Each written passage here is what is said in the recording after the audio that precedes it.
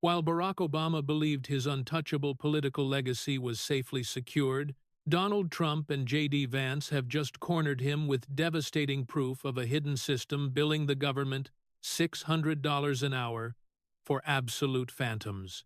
Act I. The Illusion and the Awakening.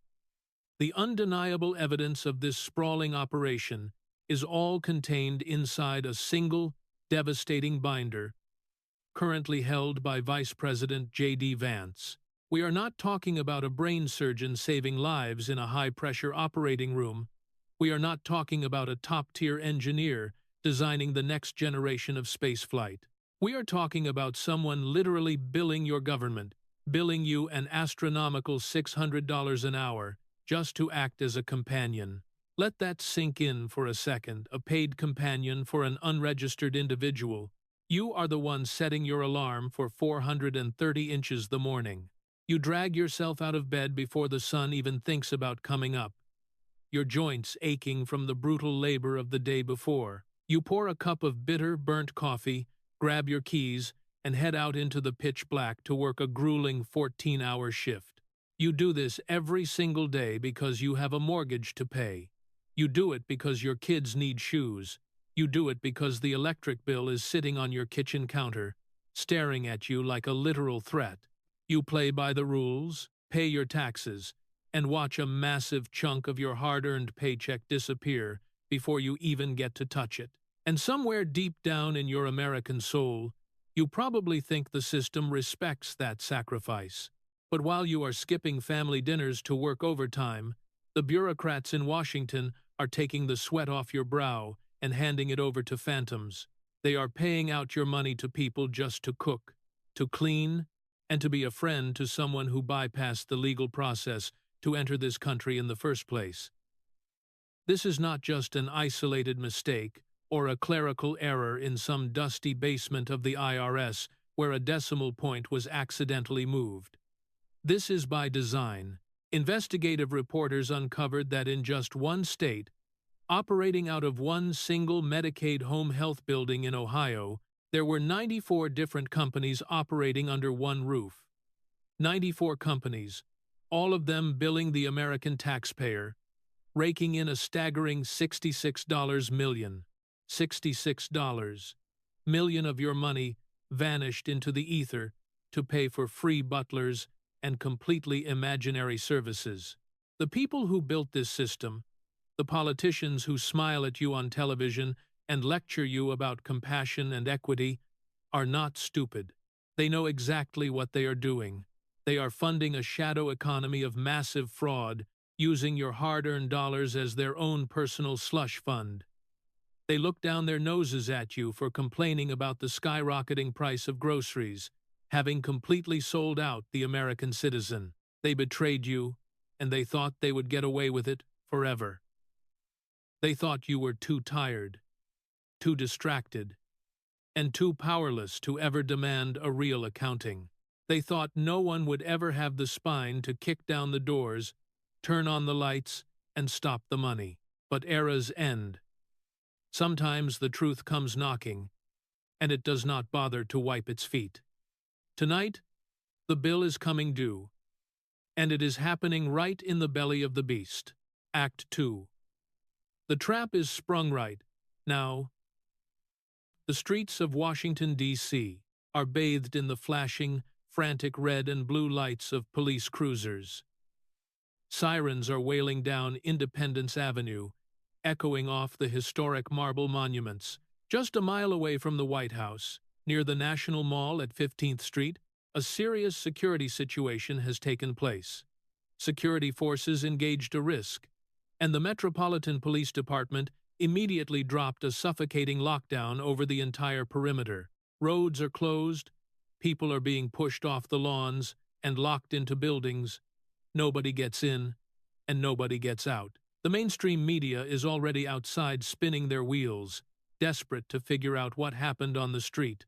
But inside the highly secure walls of the White House, the real earthquake is taking place. Inside the Oval Office, the air is so incredibly thick you could choke on it. The heavy, soundproof oak door is sealed shut, and beyond the reinforced glass, The chaos of the city rages on. Inside, however, there is only a deafening, terrifying silence. Sitting behind the resolute desk is the President of the United States. Donald Trump is not smiling, his posture is rigid, and his hands are folded neatly over a massive, unredacted file bearing the seal of the Department of War on Fraud Task Force. Across from him, sinking slightly into the fabric of a pristine historic sofa, is a man who is used to being the smartest guy in the room. Barack Obama looks at his watch and adjusts the cuffs of his flawlessly tailored suit. It is a gesture of feigned boredom, masking a very real and very rapid spike of adrenaline. He clears his throat to break the heavy silence. "This is highly irregular, Donald," he says, his voice smooth and practiced. It is the exact kind of hypnotic cadence that has lulled half the country to sleep for years. "I was scheduled to be near the East Room, not held in an interrogation. Whatever security situation is happening out there on 15th Street, I am absolutely certain the protective detail has it under control. There is zero reason for me to be held in this room," Obama states. Trump does not blink. He leans forward, the leather of his executive chair creaking slightly under his weight. His eyes lock onto the former president. "Nobody is holding you here, Barack," Trump replies, his voice low and gravelly. It carries the quiet presence of a man holding a royal flush. "You are a guest. And frankly, with the incident occurring out there right now, this is the safest place on earth for you to be.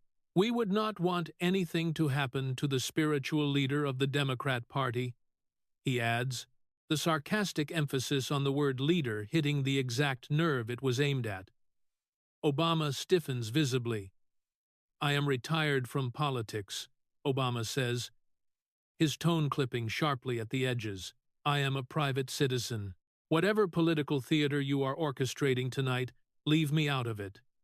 Your administration's aggressive posture is clearly stirring up unrest in the streets. You have created a powder keg," he accuses. Trump slowly shakes his head, an expression of genuine, cutting pity crossing his face. "A powder keg. You think the commotion outside is the problem?" Trump picks up a single sheet of paper from the top of the thick file and lets it flutter back down to the polished wood of the desk. "The unrest is not the noise outside, Barack. The real destruction is what you and your people did to the American working class," Trump declares. Obama sighs, looking toward the ornate ceiling as if seeking patience from a higher power. "We saved the economy. We built a healthcare infrastructure driven by compassion," he defends. "Compassion," Trump repeats, rolling the word around in his mouth as if it is something foul. "You call it compassion. I call it the biggest heist in the history of the world." Trump stands up, his imposing figure casting a long, dark shadow across the Oval Office carpet, completely dwarfing the man on the sofa. "While you were busy giving beautiful speeches about hope and change, your precious system was cutting checks for $66 million to phantom companies in Ohio." Obama's eyes narrow, and his mask of indifference slips just a fraction. "I have no idea what local Medicaid irregularities you are trying to blame me for," he retorts. "Oh, you know exactly what I am talking about," Trump fires back, his voice rising and filling every corner of the room. $600 an hour to cook and clean for undocumented individuals. $600 an hour. And you billed it to the American taxpayer. The guy working his fingers to the bone just to afford to put food on his family's table. The trademark smoothness is completely gone from Obama's face now. "You are conflating isolated incidents of fraud with a systemic effort to help the vulnerable," Obama says, his voice tight, defensive, and suddenly lacking its usual resonance. There is nothing isolated about it. A new voice cuts through the tension like a blade. From the shadows near the corner of the room, Vice President J.D. Vance steps forward into the light. He is holding a thick binder, his expression cold, calculating, and absolutely relentless. "It is not a bug in your system, Mr. President," Vance says. He drops the heavy binder onto the glass coffee table right in front of Obama with a loud, final thud. "It is the system." Obama stares at the binder, then slowly looks up at Vance. The terrifying realization finally dawns on him. This lockdown is not a random delay. This is a trap. Act 3, The Truth. Knocking at the door, the sun is beginning to set over the Potomac, casting long streaks of orange and deep purple across the Washington skyline. Normally, this is the hour when the swamp creatures of D.C.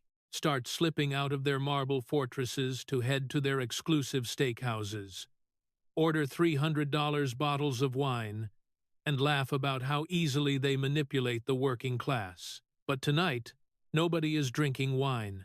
Tonight, the swamp is suffocating under the deafening, high-pitched scream of emergency sirens that echo off the Washington Monument and vibrate through the thick, resistant glass of the Oval Office.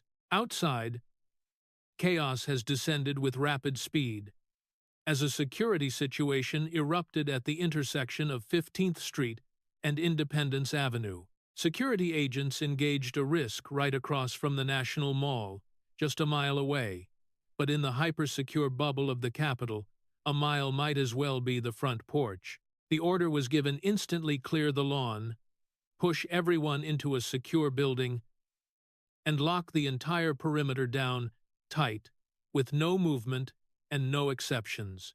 The Metropolitan Police Department threw up barricades, closed the surrounding roads, and choked off all access. Inside the Oval Office, the atmosphere is heavier than lead. The flashing red and blue lights of the motorcade vehicles parked outside slice through the gathering dusk, rhythmically illuminating the historic room in harsh, unforgiving strokes of color. Behind the resolute desk sits Donald Trump, who is supposed to be in the East Room right now, preparing to give a speech at a small business summit. Instead, he is entirely motionless, not pacing, not checking his phone. He sits there with the absolute, unnerving stillness of a leader who has finally cornered the issue. On the elegant, historic sofa just a few feet away, Barack Obama is unraveling. It is a subtle unraveling, masked by years of media training and elite conditioning, but it is undeniably there. His leg is bouncing up and down, his hands are tightly gripped together with the knuckles turning white, and he keeps shooting nervous glances toward the heavy oak door. He is a man who is used to being in total control of his environment, dictating the terms of engagement, but right now, the terms have been dictated for him by security protocol, and worse, by the man sitting behind the desk. Obama stands up, the sudden movement betraying his internal panic. He walks toward the reinforced windows, carefully standing at an angle so as not to present a target, peering out at the sea of flashing lights. "This is unacceptable," Obama says, his voice clipped and stripped of its usual teleprompter polish. "The protocols for a former president are clear. In the event of an active risk near the perimeter, I am to be immediately evacuated to a secure location," he insists. He turns around, glaring at Trump. "Why hasn't my detail moved me? Have you countermanded their orders?" Trump leans back in his large leather chair, steepling his fingers together, his eyes never leaving Obama. "Nobody countermanded anything, Barack," Trump replies, his voice dropping an octave, smooth and firm.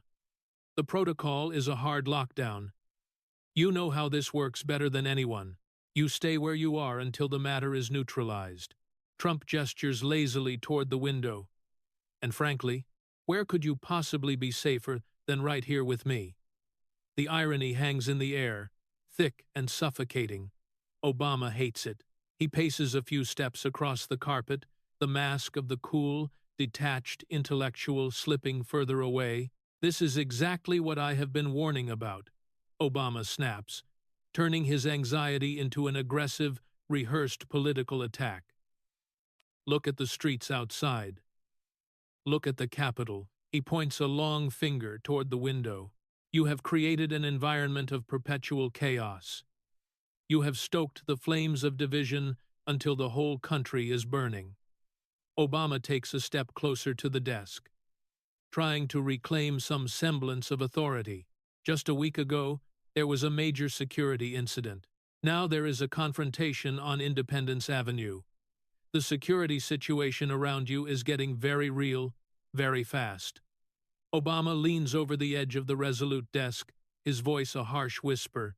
You have turned this city, this nation, into a powder keg. You thrive on this chaos. You encourage it because it distracts people from what is really going on. Listen to the breathtaking arrogance here. The man whose administration oversaw the hollowing out of the American middle class is lecturing about a powder keg. The man whose party cheered as cities burned in the name of social justice is suddenly terrified of a little noise outside the gates. They always project their own issues onto their opponents, create the disaster, and then blame you for pointing it out. Trump does not rise to the bait. He does not yell, and he does not get defensive. He simply watches Obama with a look of profound, calculating amusement. Violence, Trump says, the word rolling off his tongue slowly. He shakes his head, an almost pitying smile crossing his face. You think the sound of a security agent doing his job is violence? Trump leans forward, resting his forearms on the desk, instantly shrinking the distance between them. The entire energy of the room shifts, gravity pulling toward the man in the chair. This is not violence, Barack. Trump's voice is firm, absolute, vibrating with a certainty that leaves no room for debate. This is the truth knocking at the door. Obama stares at him, momentarily caught off guard by the sheer weight of the statement. What does that even mean? Obama demands, crossing his arms defensively. It means the facade is crumbling, Trump answers, his eyes locked onto his predecessor. It means the people outside this building are finally waking up to the reality of what you and Joe Biden did to them. Trump picks up a pen and points it toward the heavy oak doors. Those agents out there, they just neutralized a security risk. Trump tosses the pen back onto the desk. But the real risks to this country did not come armed with weapons. They came armed with policy papers. Obama scoffs with a nervous, dismissive sound. More populist rhetoric. More imaginary enemies to justify your grip on power. Imaginary? Trump fires back, his voice rising and filling the room with sudden, overwhelming force. There is nothing imaginary about the destruction of the American working class. Trump stands up, pacing slowly behind the desk, turning the Oval Office into a courtroom where he is both the prosecutor and the judge. You want to talk about destruction? Let's talk about the destruction of a system that steals a man's livelihood and hands it to a foreign-born worker. Let's talk about inflating the currency until a mother cannot afford to feed her children.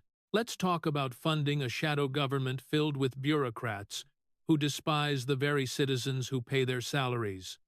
Obama shakes his head, trying to retreat into his standard talking points. We expanded health care. We built a safety net. We protected the vulnerable. You built a trough? Trump interrupts, his voice booming. You built a massive, bloated trough for your cronies to feed from, and you disguised it as charity. The sirens outside seem to wail louder, providing a chaotic soundtrack to the dismantling of a political legacy. Obama glances back at the door, desperation flashing in his eyes as he finally understands. The lockdown is not just a physical barrier keeping the danger out, it is a psychological cage keeping him in. There are no cameras here, no adoring journalists waiting to polish his answers and edit out his hesitations. There is only the raw, unvarnished reality of the damage his ideology has caused and the man who was elected to tear that ideology down to its foundations. "Let me out of here," Obama says, his voice losing its strength. "Call the security director. Have my detail extract me immediately. They are a little busy right now," Trump says coldly.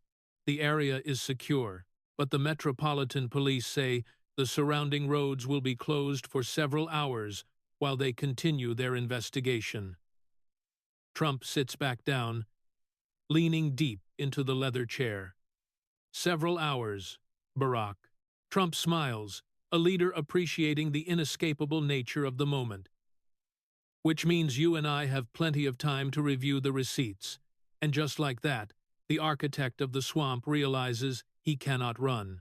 For 8 years he danced away from accountability, and for years after that, he pulled the strings of an administration from the shadows, watching the country struggle while he attended celebrity galas. He thought he was untouchable, and that the system he built was too big, too complex, and too deeply entrenched to ever be dismantled. But he forgot one crucial detail.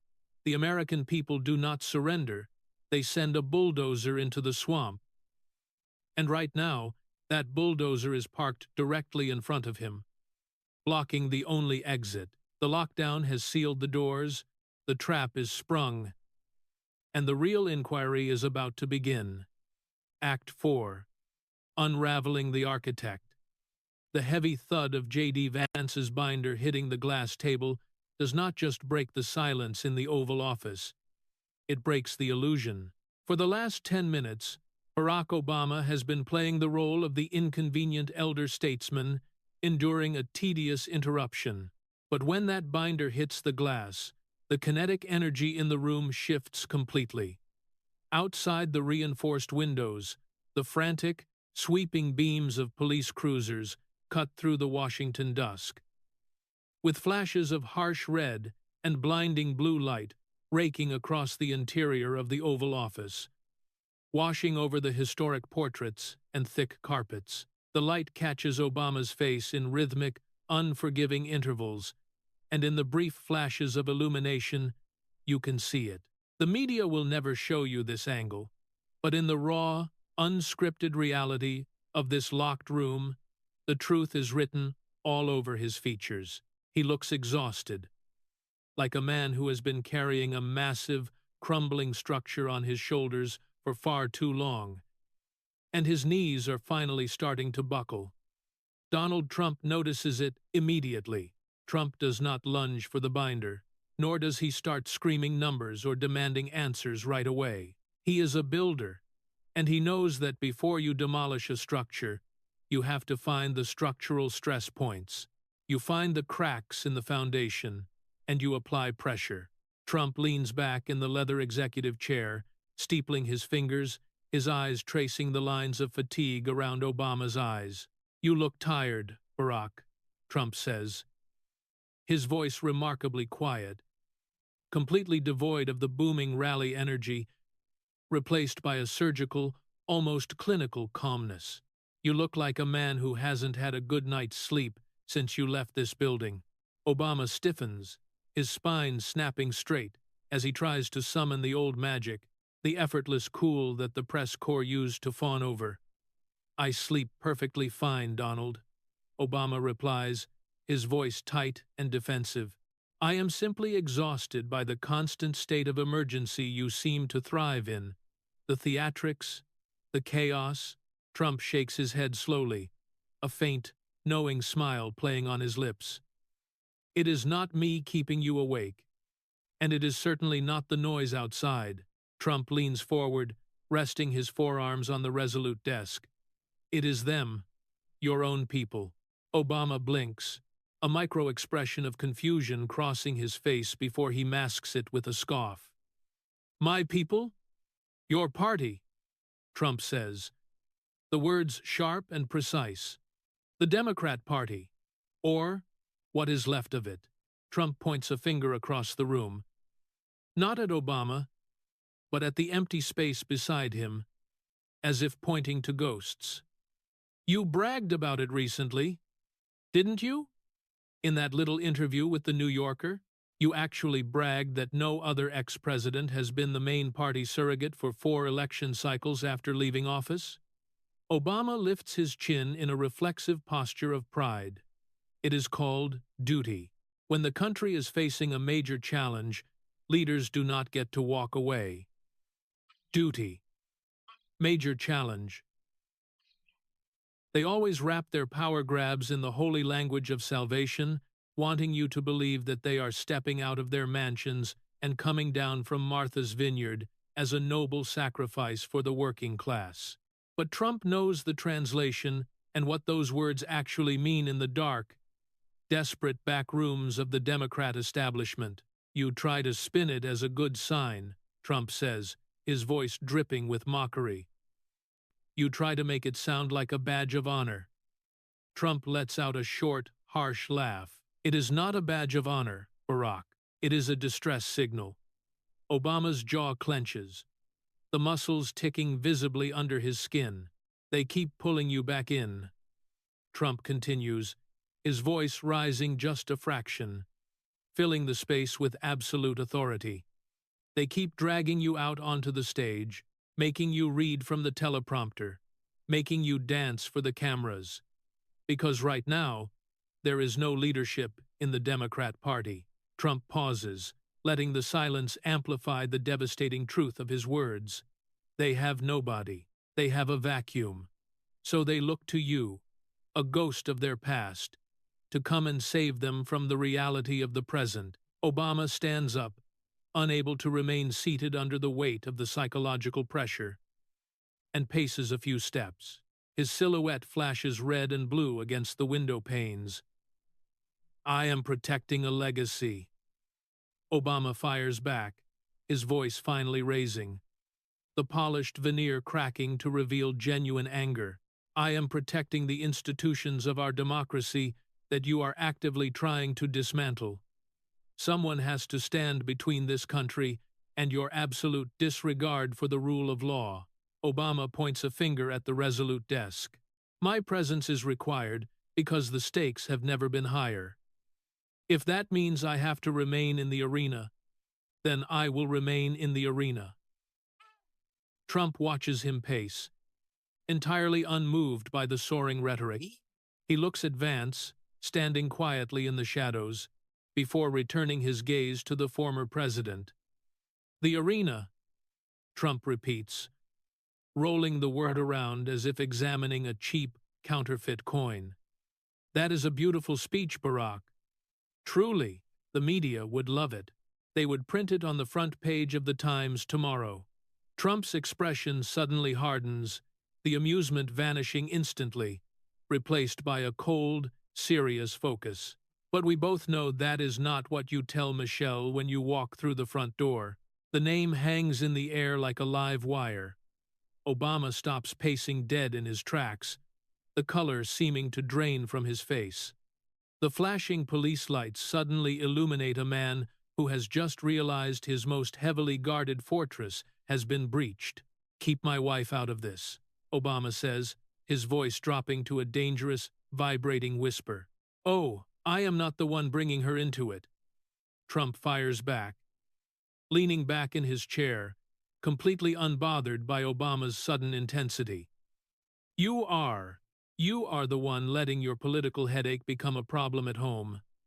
Trump picks up a pen and taps it rhythmically against the wooden desk, each tap driving a point home.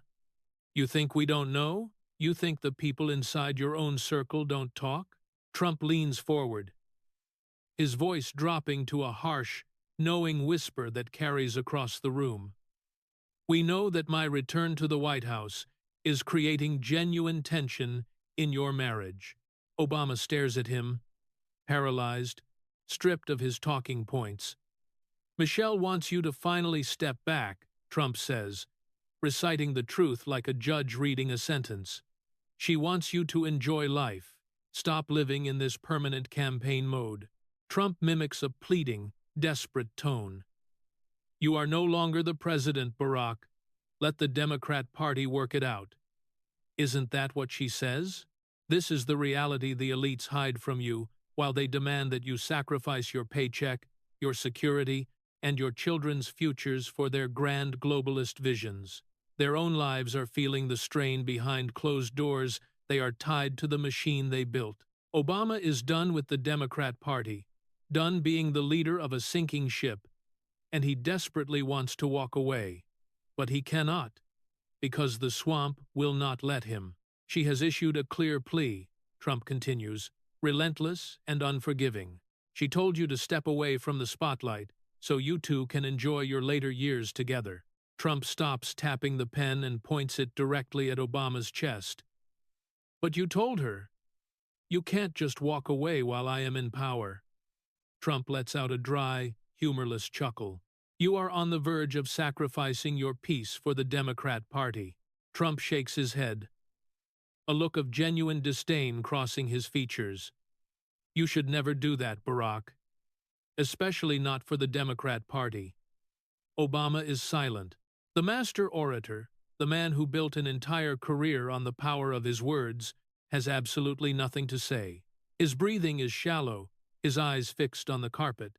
The psychological armor has been completely stripped away, leaving him behind as a tired, defeated man who realizes that his opponent sees every single one of his weaknesses. He has been beaten before the debate on policy has even begun. Act V, the receipts, and the $600. Phantom from the shadows. J.D. Vance takes a step forward. The preparation is complete.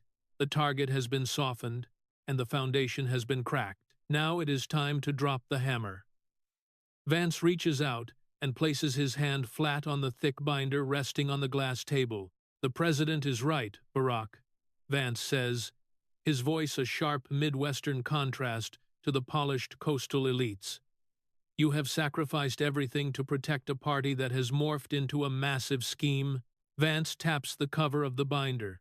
And tonight, we are going to look at exactly what you gave up your peace of mind to defend. Look at the contrast in this room on one side. You have the Ivy League elite, the polished darling of the media class, who has never had a callus on his hands in his entire life. On the other side, you have a guy from Middletown, Ohio, who knows exactly what it looks like when a factory closes, and a town slowly struggles. J.D. Vance is not here to debate political philosophy or engage in a polite academic seminar about the theoretical benefits of the welfare state. He was tapped by President Trump to lead the Department of War on Fraud Task Force for one specific reason. He is here to be a hunter. He is here to take a sledgehammer to the bureaucratic excesses that have been draining the American middle class. Vance stands over the glass coffee table, his hand resting heavily on the thick black binder, while the flashing police lights from the street outside catch the metallic rings of the folder. Let's talk about compassion, Barack, Vance says, his voice cold, steady, and utterly devoid of the usual Washington deference, since that is the word your party loves to hide behind.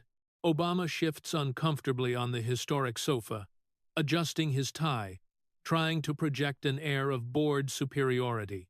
I have no interest in engaging in a partisan witch hunt, Obama replies, his tone dripping with practiced condescension.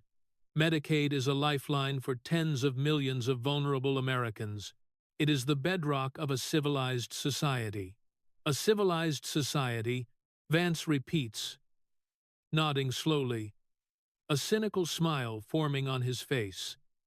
Vance flips the heavy binder open, the sound of the thick pages turning, echoing loudly in the tense silence of the Oval Office. Let me show you what your civilized society looks like on paper. Vance pulls out a glossy photograph and slides it across the glass table toward Obama.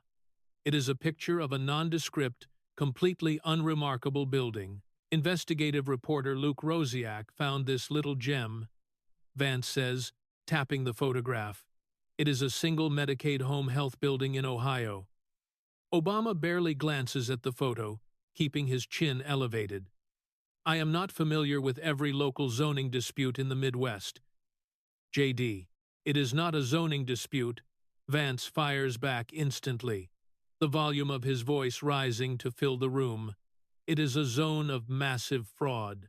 Vance pulls a sprawling spreadsheet from the binder and drops it next to the photograph. This single building allegedly houses 94 different companies. Trump leans forward in his chair behind the resolute desk, watching the dismantling of his predecessor with absolute, unwavering focus. 94 companies, Vance repeats, ensuring the number hangs in the air long enough to become suffocating, all of them billing the American taxpayers. Vance leans down, placing his hands on the edge of the table, closing the physical distance between him and the former president, and they are raking in a staggering $66 million in money. Obama's eyes finally drop to the spreadsheet, tracking the endless columns of red ink, and he quickly attempts to construct a defense relying on the classic left-wing playbook of bureaucratic obfuscation. Healthcare administration is complex, Obama says smoothly, recovering his footing. Consolidation of billing services in one location is a standard practice to reduce overhead. You are trying to criminalize administrative efficiency. These funds provide critical care to marginalized communities. Vance laughs, but it is not a joyful sound. It is a harsh, biting sound that strips the paint off the walls of the Oval Office. Critical care? Vance asks, his eyes burning with a sudden, intense focus. We are not talking about ICU care, Barack. Vance pulls out another document, highlighting lines of text with a bright yellow marker. We are not talking about a hospital. Vance shoves the paper directly in front of Obama. These outfits are billing Medicaid, and they literally described it as being a butler for immigrants. The word butler echoes through the room, shattering the illusion of humanitarian aid. A butler, Trump repeats from behind the desk, shaking his head in disgust. Obama's jaw tightens. That is a gross mischaracterization of personal care services, Obama counters, his voice rising as the polished facade begins to crack under the sheer weight of the evidence. Providing assistance with daily living to vulnerable populations is community support. It is the bare minimum of human decency. Decency? Vance interrupts, completely talking over the former president. You want to talk about decency? Let me tell you what they are actually doing. Vance starts listing the items on the invoices, his voice hitting like a jackhammer. They are cooking for them, and then billing Medicaid. They are cleaning their houses, and then billing Medicaid. They are being a companion and a friend, and then billing Medicaid. Do you hear that, America? While you are setting your alarm for the crack of dawn and skipping your family vacations, your government is forcing you to pay for someone else to have a taxpayer-funded maid. But it gets worse, as it always does, when the radical left is spending your money. Vance stands up straight, looking down at Obama with absolute contempt. And who are these people they are serving? Barack. Vance does not wait for an answer. They are unregistered individuals, people who bypassed our laws, crossed our borders, and immediately got plugged into a machine that drains the lifeblood out of the American working class. Obama shakes his head, attempting to deploy the ultimate shield of the political elite. Everyone in this country deserves basic human dignity, regardless of their documentation status. Dignity is earned. Vance fires back, his Ohio roots bleeding through every syllable, and it is certainly not bought at the expense of the people who actually built this nation. Vance reaches into the binder one last time, pulling out a single, heavily highlighted invoice. You want to know the price tag of your compassion, Barack? Vance holds the piece of paper up in the dim light of the Oval Office. We are not talking about billing at $20 to $40 an hour. Vance pauses, making sure every single person in the room hears the next sentence. Some of these are billing upwards of $600 an hour to cook or clean for an unregistered migrant that needs a friend. $600 an hour. The number drops like a heavy weight in the center of the room. Trump lets out a low whistle of pure disgust, while Obama remains completely silent. Even the most silver-tongued orator in the history of the Democrat Party cannot spend $600 an hour for a taxpayer-funded friend. You and I work too hard, finding it harder than ever to make money, save money, go on vacation, afford bills, and put food on the table. You play by the rules of a rigged game, only to find out that somebody came here outside the legal process and is now billing the government $600 an hour to cook, clean, and befriend them. It is not just fraud. It is a direct insult to your existence and a slap in the face to every blue-collar worker, waitress, and truck driver who ever paid a dime in taxes. You can do that for free on a closed border. Otherwise, get out, Vance says, his voice ice-cold, delivering the final verdict on the entire corrupt system. Vance looks over at Trump, who nods slowly in approval. These allegations are absolutely shocking, Vance continues, formally reciting his mandate. And this is exactly why the president tapped me to lead this task force. Vance slams the binder shut, the sharp crack sounding like a gavel coming down in a courtroom. For years, our government just accepted it, Vance says, looking directly into Obama's eyes. An invoice came in, they paid out the money, but we are not accepting it anymore. Vance crosses his arms, looking like a heavily armed guard standing over the U.S. Treasury. I am directing the task force to launch an immediate investigation. We are going to hold any fraudsters involved accountable. Vance leans in, delivering the final devastating blow to the legacy of the left. And we are shutting off the money spigot immediately. No more payments for these fraudsters. Obama sits frozen on the sofa, the flashing police lights outside offering no rescue, only a continuous, silent alarm of his own political decline. The compassion was always fake, the moral high ground was always an illusion, and tonight, the American worker finally has a champion who is not afraid to say it out loud. Act VI, the factory lights, and the $16 million reality, they never want you to see how the sausage is made.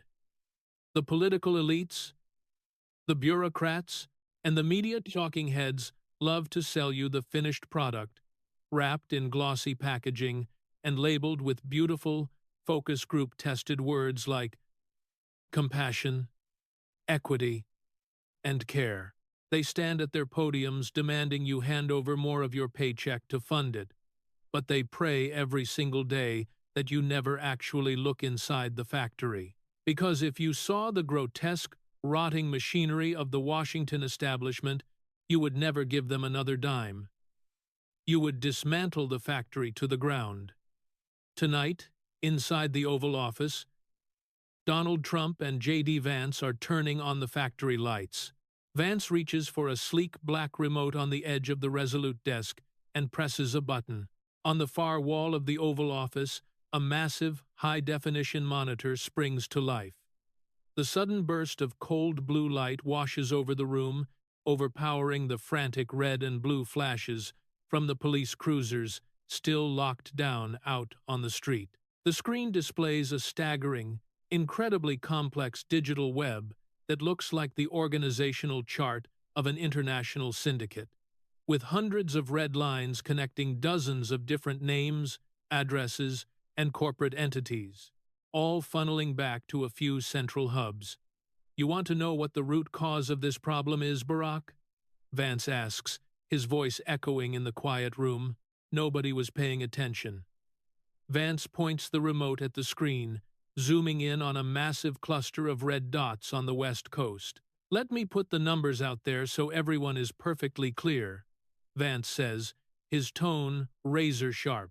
1 in 3 hospices in America are in Los Angeles. Vance pauses, letting the absurdity of the statistic hang in the air. Obama stares at the screen, the blue light reflecting in his eyes, but he remains completely silent. I mean, how many people are passing away there? Vance asks, his voice dripping with pure, concentrated sarcasm. Obviously, it is fraudulent. It is out of control.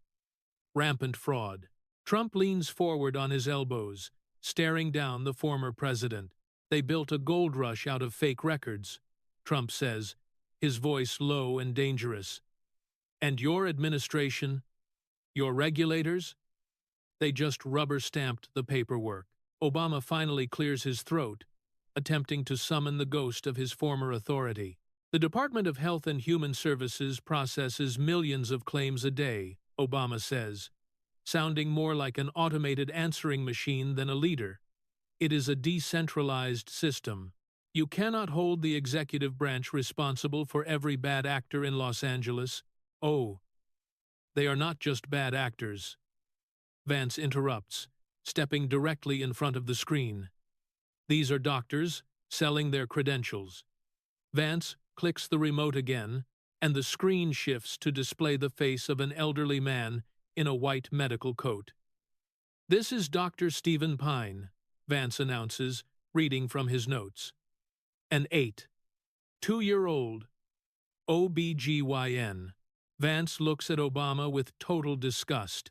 They are basically selling their license number to open multiple hospice relationships. They dishonestly claim people are terminally ill when they are not. Vance taps the screen with his knuckle, right on Dr. Pine's digital photograph. Let's look at a little outfit called Graceful Care Hospice, located 200 miles away near Los Angeles. They enrolled a few dozen patients, but suddenly their claims skyrocketed. They billed Medicare $1.3 million for 109 patients, all on claims submitted by Dr. Stephen Pine. Vance clicks the remote one more time, expanding the web massively to cover the entire screen in a chaotic tangle of red lines. And he didn't stop there. Federal records show 17 hospices associated with Dr. Pine. They filed more than 3,000 claims for 900 patients, billing Medicare for $16 million. Vance throws his hands up in sheer disbelief. $16 million. Anything over 100 patients at a given time that you have responsibility for as a hospice physician should start to raise red flags. But 17 different hospices using your NPI number. Vance leans over the table toward Obama. Your regulators didn't see a red flag, Barack. They didn't see anything at all, because they did not care.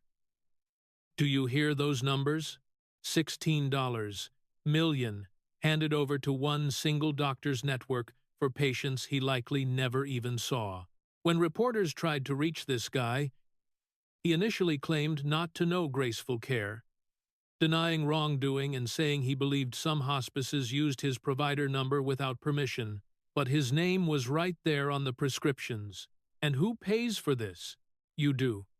But it is not just about the money. If they take your money, they will take your dignity.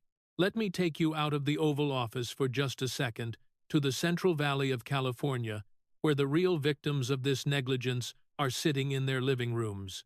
Meet Trini and Enrique, an elderly couple just trying to live out their golden years in peace, who thought they were getting some basic medical assistance. They were visited by an employee who proceeded to sign Trini and her husband up for hospice, but never disclosed to her that it was hospice. Can you imagine the sheer malice required to do that? To look a perfectly healthy elderly couple in the eye and secretly classify them as terminally ill, just to drain the government's bank account. The company, Graceful Care, claimed they did nothing wrong, but the receipts tell a completely different story. The reporters found the receipts a hospital bed, an oxygen tank, a wheelchair, and dozens of more supplies, all stamped with the name Graceful Care. They brought the patient on access, utilized the patient's hospice benefit, and then didn't provide hospice services. According to Medicare rules, you have to have a nurse visit once every 14 days, but that did not happen. Trini and Enrique only saw a visit by a nurse for 15 minutes, twice.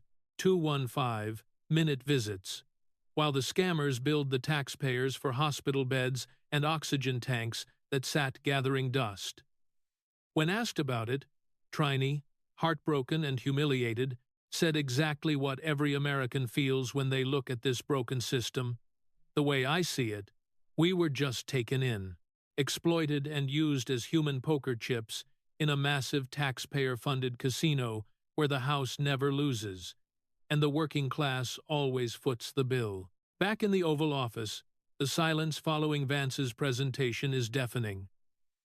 The massive screen casts a harsh, unforgiving glow on Barack Obama's face, who cannot look at the screen or the numbers, instead staring down at his impeccably shined shoes.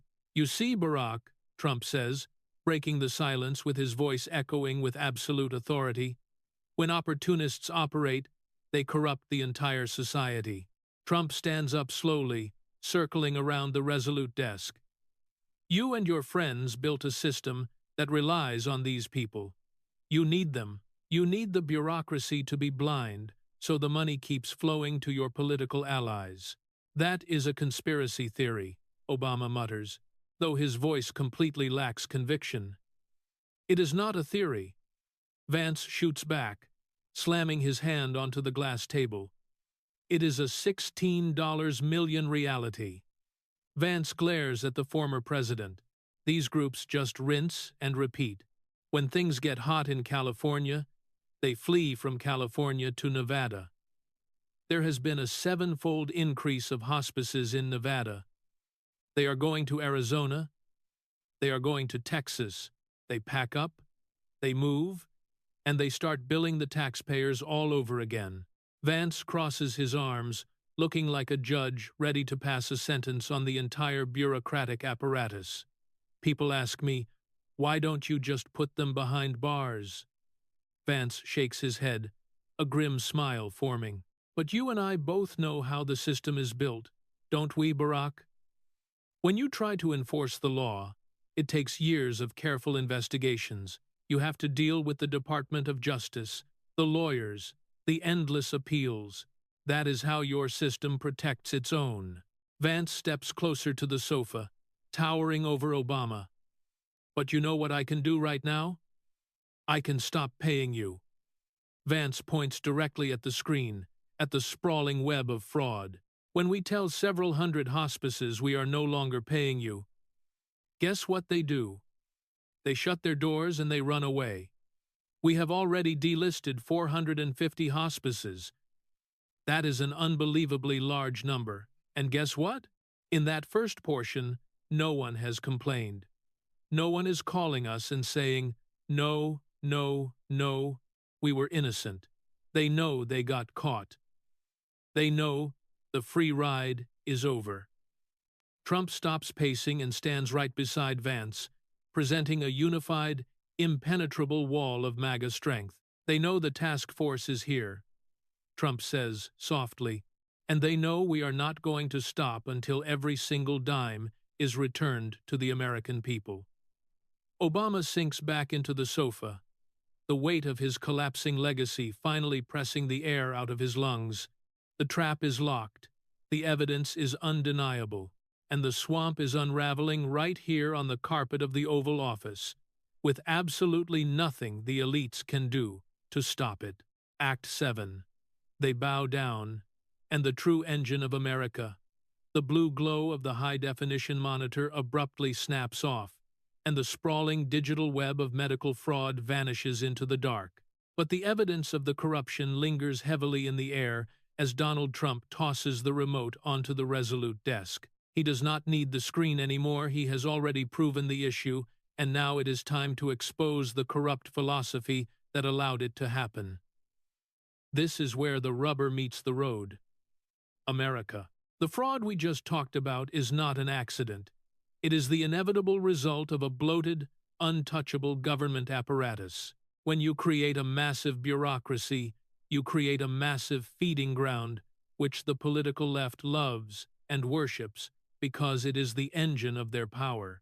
It is how they control you, tax you, and reward their loyal followers.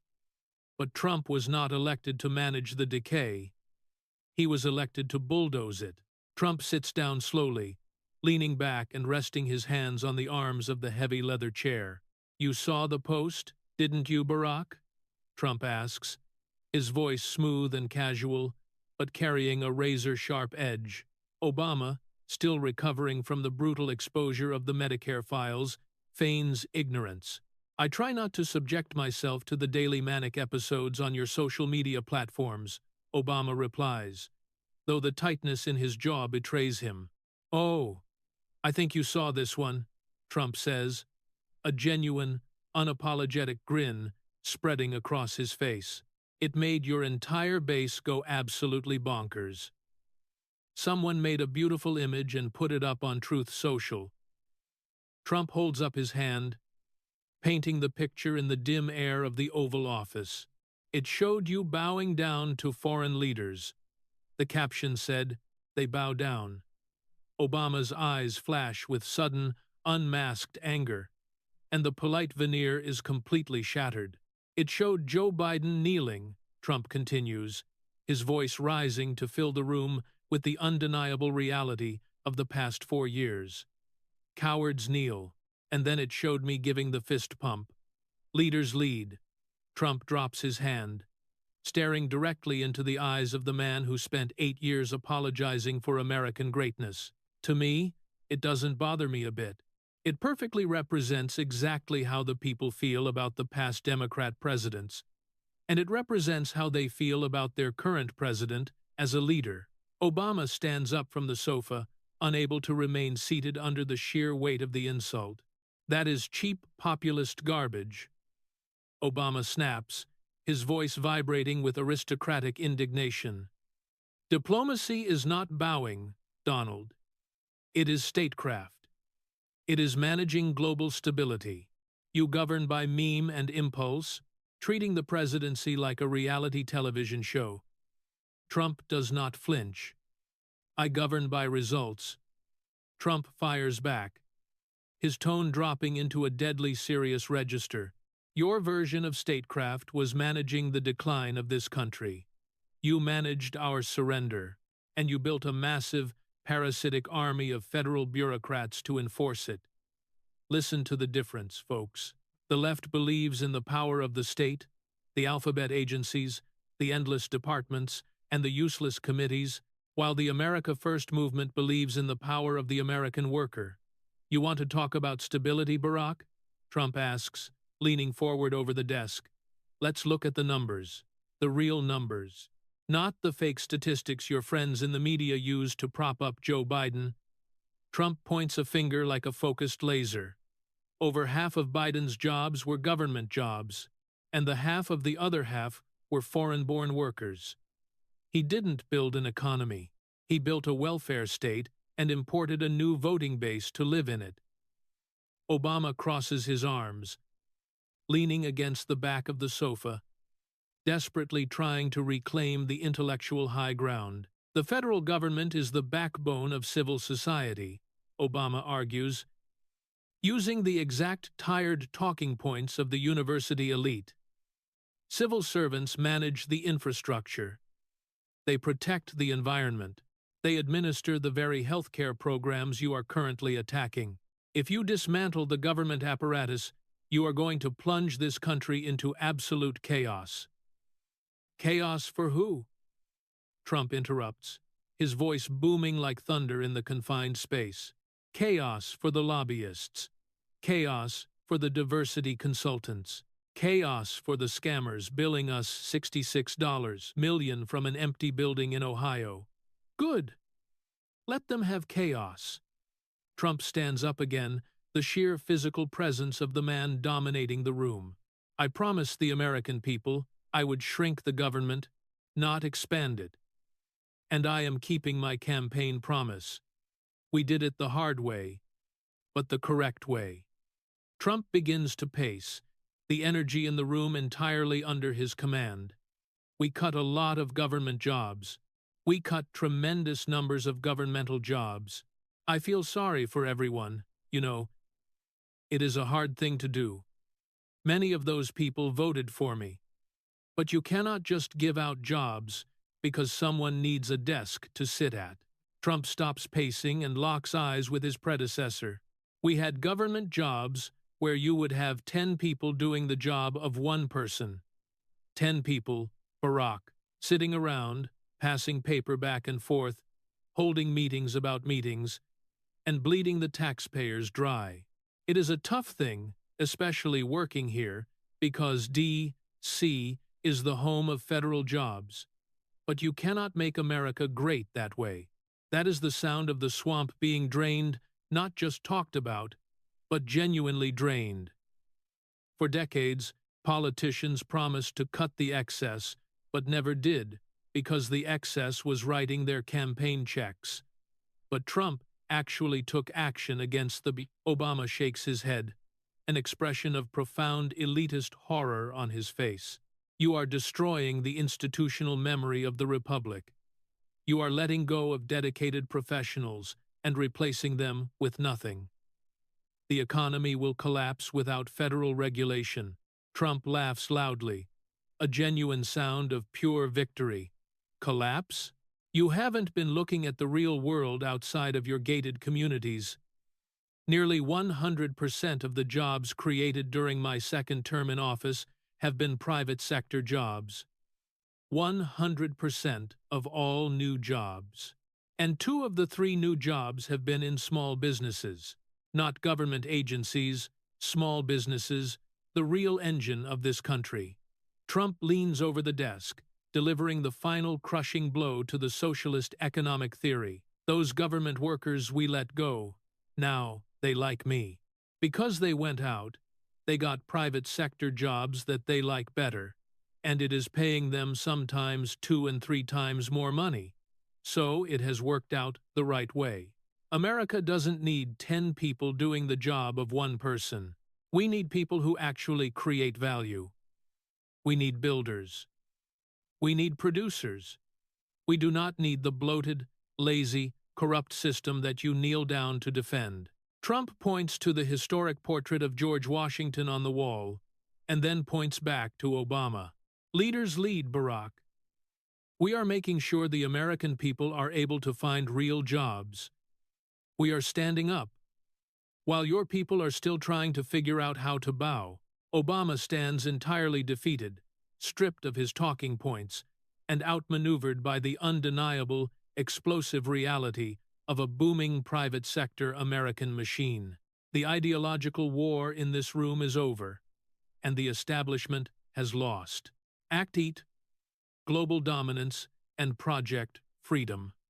There is one thing the globalist elites hate, even more than a strong, prosperous American working class. They absolutely despise a strong, unapologetic America on the world stage.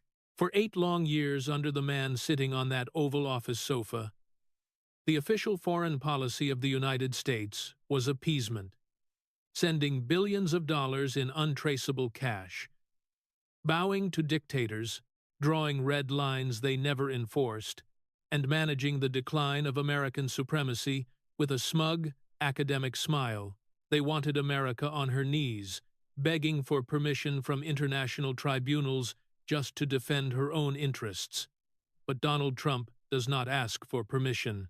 Inside the Oval Office, the domestic debate over healthcare fraud has completely eviscerated Obama's legacy of so-called compassion. But Trump is not finished. He brought the former president here to show him what actual, unadulterated American power looks like. Trump turns his back to Obama for a moment, walking over to the thick bulletproof windows that overlook the South Lawn, where the flashing police lights have settled into a rhythmic, pulsing glow against the glass.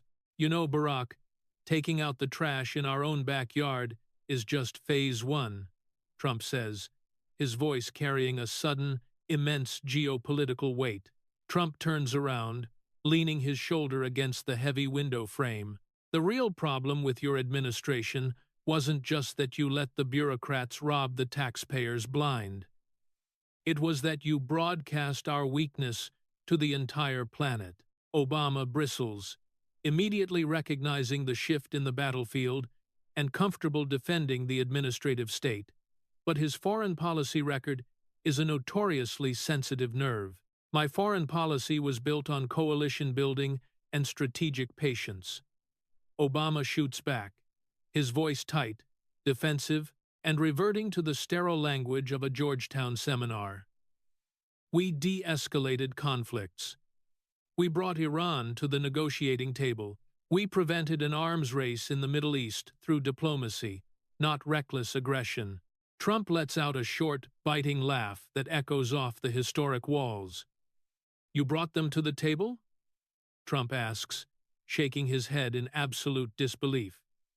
You appeased them, Barack. You sent them our money, and they used it to fund proxies from Lebanon to Yemen. Trump steps away from the window, walking slowly back toward the Resolute desk.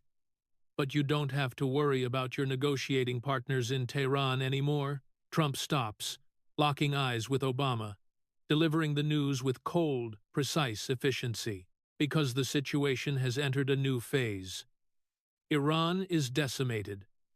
Obama's eyes widen slightly, the carefully maintained mask of indifference cracking right down the middle. They are struggling to figure out who their leader is, Trump continues, his voice dropping into a deadly serious whisper. Because I had their top commander permanently neutralized. The revelation drops into the center of the Oval Office like a heavy stone, followed by absolute shock and silence. For a fraction of a second, the former president looks like he has been physically struck. The architect of the infamous nuclear deal is suddenly faced with the reality that his untouchable negotiating partner has been removed from the board. You did what? Obama breathes, his horror completely unfeigned. Then, the horror morphs into pure, unchecked panic as Obama stands up abruptly, pacing frantically across the carpet. You have completely lost your grip, Obama says, his voice rising, bouncing off the walls. You cannot unilaterally eliminate a foreign commander. This is a violation of international protocols. This is a violation of the War Powers Act. Obama points a trembling finger at Trump. You are dragging this country into a global conflict, Donald. You are plunging the entire Middle East into a catastrophic, uncontainable situation. And you are doing it without the permission of the United States Congress. Do you hear the absolute terror in his voice? He is terrified because his entire worldview, the idea that you have to beg the United Nations before you protect American interests, has just been shattered into a million pieces. The left screams about Congress and international law, but where was Congress when they were dropping pallets of cash on a tarmac in the dead of night? Trump watches Obama panic, completely calm and unbothered, as he walks behind the Resolute desk and sits down, projecting the ultimate image of control. Congress is screaming the exact same thing, Trump says, a dismissive smirk playing on his lips. They are running around the Capitol screaming, "This is a conflict. You need our permission." Trump leans back, steepling his fingers.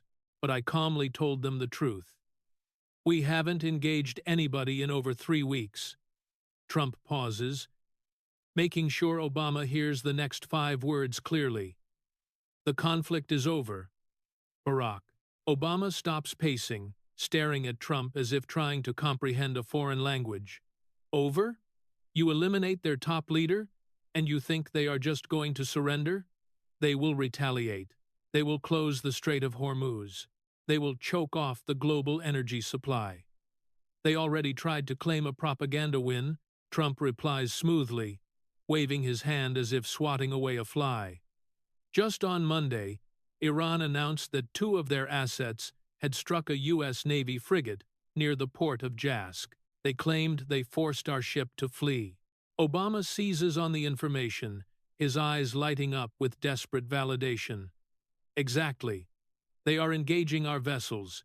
You have started a naval confrontation. False, Trump says, cutting him off instantly. CENTCOM flatly denied it. No American ships have been engaged or hit. Right now, Iran is just pushing a bunch of bluster, claiming they are winning when, in reality, they are just trying to figure out who is left to negotiate with us. Trump leans forward, the casual demeanor vanishing, replaced by the intense focus of a commander-in-chief. You think I left our ships exposed? You think I operate like your administration did in Benghazi? I have opened a new front at sea, Trump announces, pride evident in his voice. It is called Project Freedom. It is a large-scale operation to escort neutral and innocent commercial ships trapped in the Strait of Hormuz. Obama scoffs, shaking his head. Escorts? You are putting American sailors directly in the crosshairs of fast boats and naval defense systems. I framed it as a humanitarian mission, Trump says, a brilliant tactical smile crossing his face. We are there to rescue vessels running low on food and supplies. Trump's eyes narrow, his voice turning into cold steel. But I issued a very clear warning to Tehran. Any interference will be dealt with forcefully. This is the genius of America First. Folks, the left, plays checkers, begging the world to like them. But Trump plays three-dimensional chess with unmatched strength. A humanitarian mission, Obama mocks, his voice dripping with elite disdain. You are using the language of relief to mask a military blockade.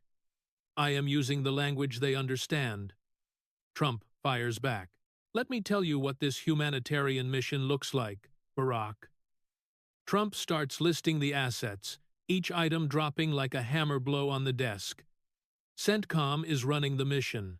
It involves guided destroyers, more than 100 land and sea-based aircraft, drones, and 15,000 U.S. service members. Every single asset in the region is in place in case this escalates.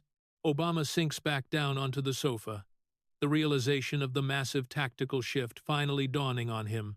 You are daring them to engage, Obama whispers. I am daring them to breathe, Trump corrects him.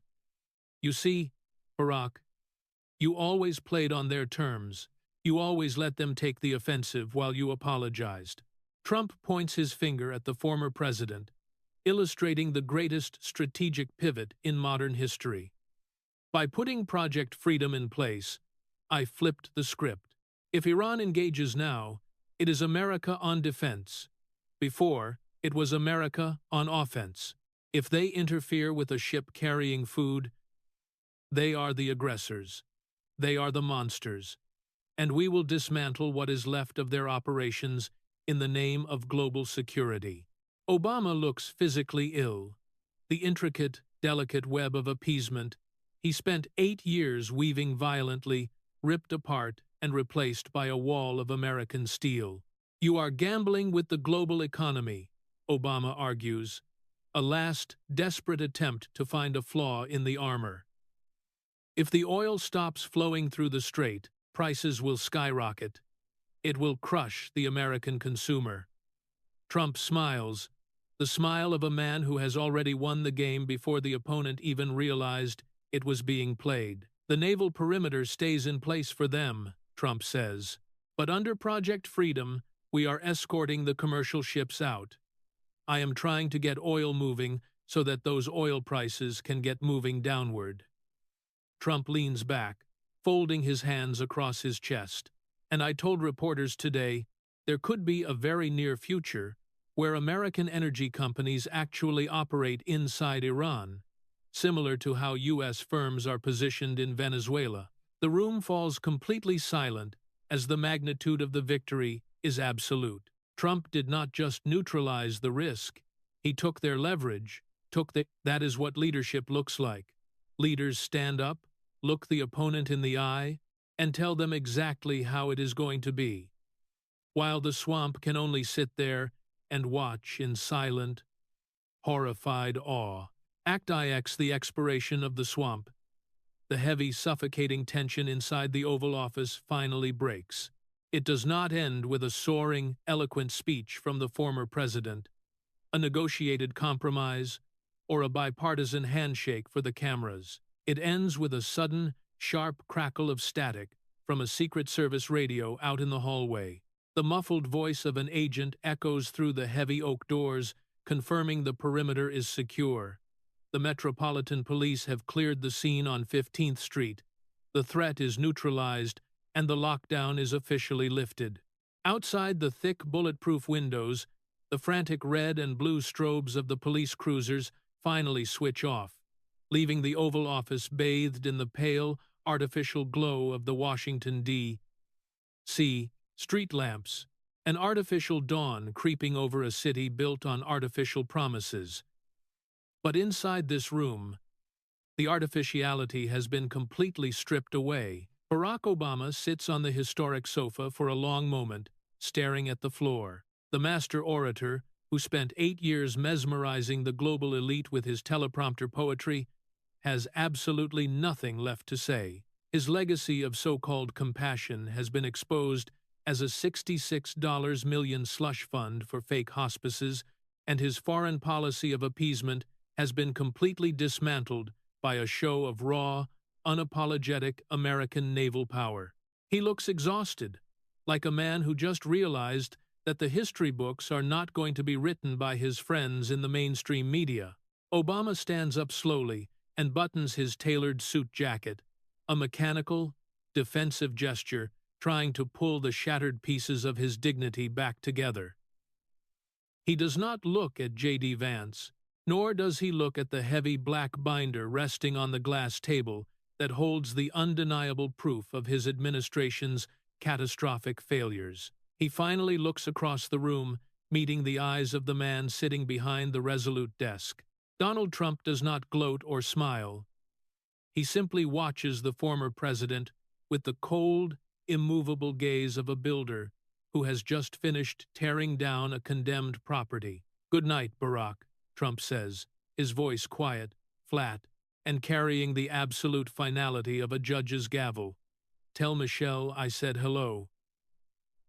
Obama's jaw tightens.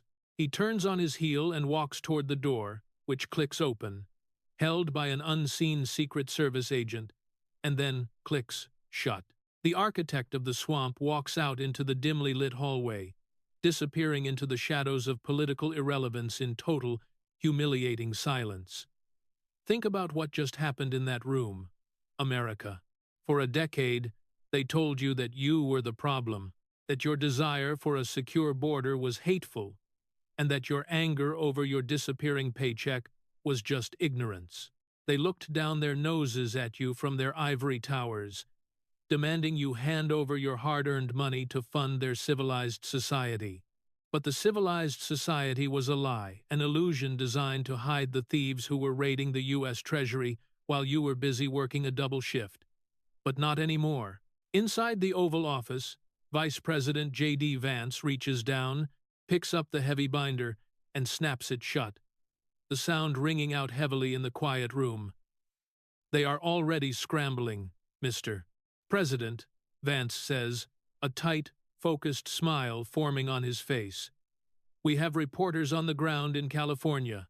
Graceful Care hospice movers cleared out their office in the middle of the night. Trump stands up from the resolute desk, adjusting his red tie. "Of course they did," Trump replies, his voice laced with absolute contempt. "They know that we are onto them. They think they can just steal millions of dollars, pack up, and run in the night." Trump shakes his head, walking around the desk to stand shoulder to shoulder with his vice president. "But they forgot who is in charge now." "They think they can run," Trump says, his voice hardening into solid steel.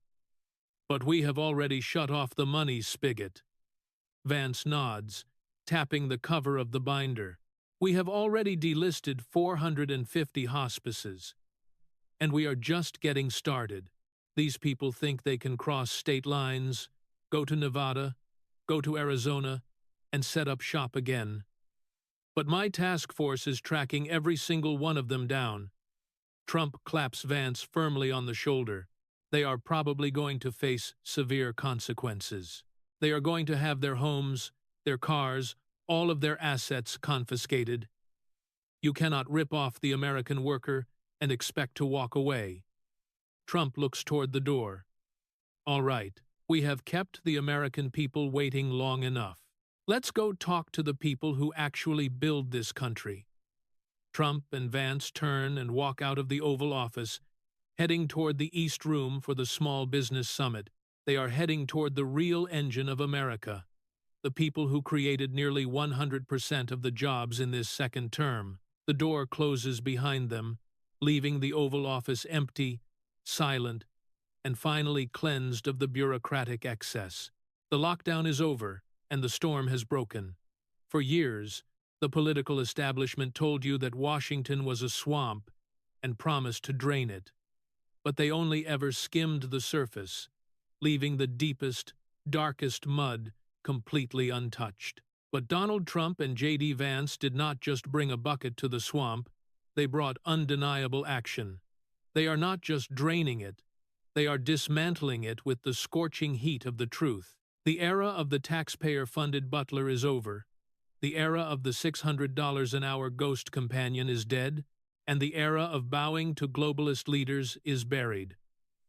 But the war is not fully won yet.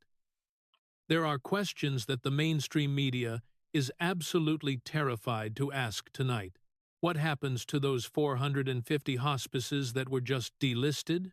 Where are the doctors who sold their credentials to the highest bidder?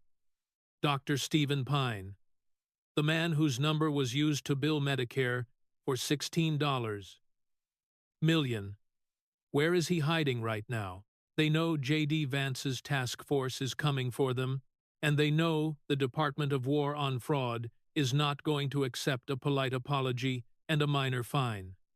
Who is next in the crosshairs? Which bloated government agency is going to have its doors kicked in tomorrow morning? Which corrupt politician is going to wake up in a cold sweat, realizing that their invisible slush fund has been frozen? The establishment is terrified because they are losing their grip, losing their funding, and most importantly, losing their ability to lie to you. You survived the endless, suffocating mandates of the radical left. You kept your head down, worked hard, and kept this country running when the elites were trying to tear it apart. And now, your champions are in the building. The lights are on, the receipts have been pulled, and the greatest reckoning in American political history has officially begun. Keep your eyes open, America, because the truth is just getting started. If the very architects of our political system were willing to drain the working class to fund their shadow networks, who is left to defend the everyday citizen from the deep swamp?